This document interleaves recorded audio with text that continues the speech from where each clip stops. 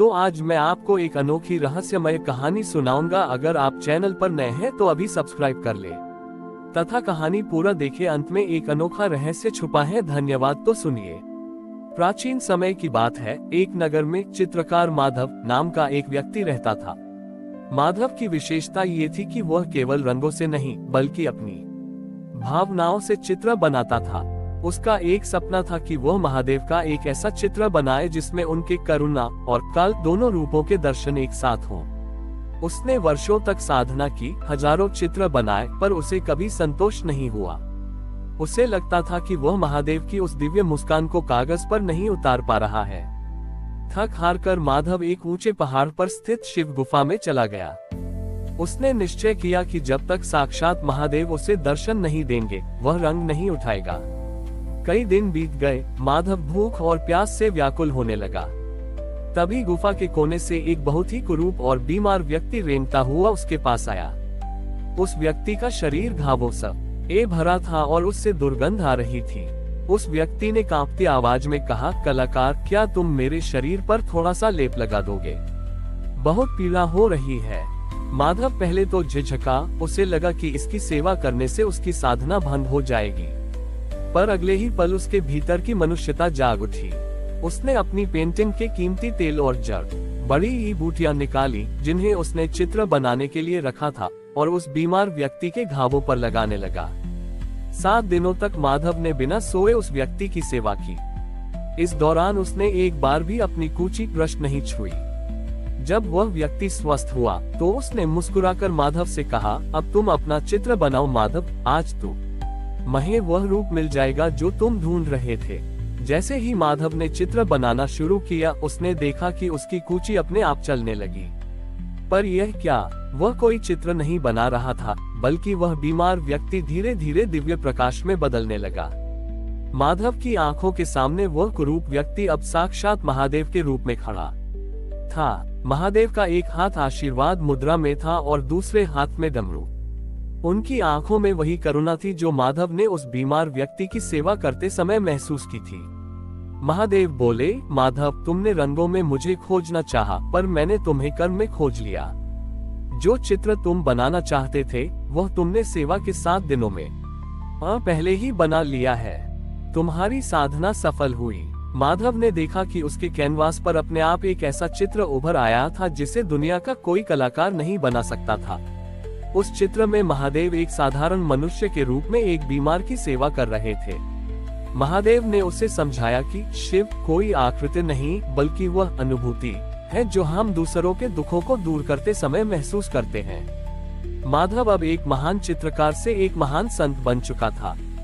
उसने अपनी कूची त्याग दी और जीवन भर दीन दुखियों की सेवा को ही अपना सबसे सुंदर चित्र माना। वह चित्र आज भी उस गुफा की दीवार पर अंकित माना जाता है, जो केवल उन्हीं को दिखता है जिनके मन में निस्वार्थ प्रेम होता है। माधव के जीवन का उद्देश्य अब बदल चुका था।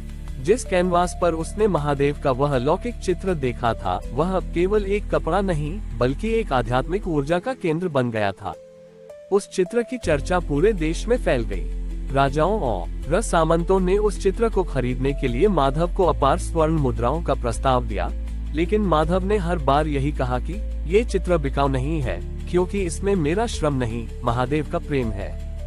कहानी में नया मोड़ तब आया जब उस नगर में अज्ञान नाम का एक तर्कशास्त्री आया। अज्ञान का मानना था कि ईश्वर केवल एक कल्पना है और माधव लोगों को भ्रमित कर रहा है। वह माधव के पास गया और उपहास करते हुए बोला, यदि इस चित्र में वास्तव में महादेव है, तो क्या ये चित्र किसी भूखे का पेट भर सकता है या किसी सूखे कुएं में जल ला सकता है? उद्धरण चिन्ह। माधव ने शांत भाव से उत्तर दिया, चित्र नहीं, बल्कि वह भाव जो इस चित्र को देखकर मन में जागे, वह संसार का हर अभाव मिटा सकता है। अज्ञान ने चुनौती दी कि यदि कल सुबह तक इस चित्र ने कोई चमत्कार नहीं किया तो माधव को वह चित्र बीच चौराहे पर जलाना होगा। उस रात माधव फिर से महादेव के सामने बैठा। वह डरा हुआ नहीं था, बस विनीत था। उसने कहा, प्रभु, ये चित्र रहे न रहे, पर लोगों का विश्वास न टूटे। तभी एक चमत्कार हुआ। उस रात नगर में एक भीषण आग लग गई। लोग अपनी जान बचाने के लिए इधर उधर भागने लगे। आग माधव की कुटिया तक भी पहुंच गई। अज्ञान दूर खड़ा देख रहा था और मन ही मन खुश हो रहा था कि अब चित्र भी जलेगा और माधव का झूठ भी। लेकिन जैसे ही आग की लपटों ने उस चित्र को छुआ, चित्र से पानी की फुहारें नहीं निकली, बल्कि उस चित्र में अंकित महादेव का जो हाथ सेवा की मुद्रा में था, वह कैनवास से बाहर निकल आया। वह एक विशाल और अभय प्रदान करने वाला हाथ बन गया, जिसने पूरी कुटिया और आसपास के घरों को ढक लिया। आग उस दिव्य हाथ को छूते ही शीतल चंदन बन गई। नगरवासी ये देखकर स्तब्ध रह गए। जो आग सब कुछ भस्म करने वाली थी, वह अब चंदन की सुगंध फैला रही थी। अज्ञान का अहंकार उस अग्नि में जलकर राख हो गया।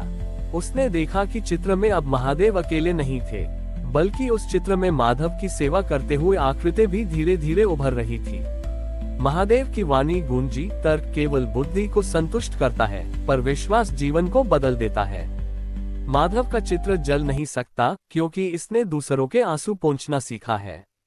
अगली सुबह जब सूरज उगा, तो अज्ञान ने माधव के चरणों में गिरकर दीक्षा मांगी। माधव ने उस दिव्य चित्र को उसी गुफा में स्थापित कर दिया जहां उसे महादेव के दर्शन हुए थे। उसने एक नई परंपरा शुरू की। जो भी उस गुफा में आता, उसे कोई स्वर्ण मुद्रा नहीं चढ़ानी पड़ती थी, बल्कि उसे प्रतिज्ञा करनी होती थी कि वह किसी एक दुखी व्यक्ति की सेवा करेगा। आज भी माना जाता है कि उस गुफा के पास के चंदन के वृक्ष कभी सूखते नहीं हैं।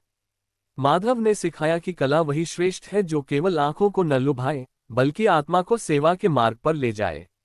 शिव का अर्थ ही कल्याण है, और जहां कल्याण का भाव है, वहां शिव साक्षात विराजमान है। हमारी और भी आध्यात्मिक एवं अनोखी कहानियां देखने के लिए हमारे चैनल पर जाएं तथा धार्मिक एवं पौराणिक अनोखी कहानियां हमारे चैनल पर है।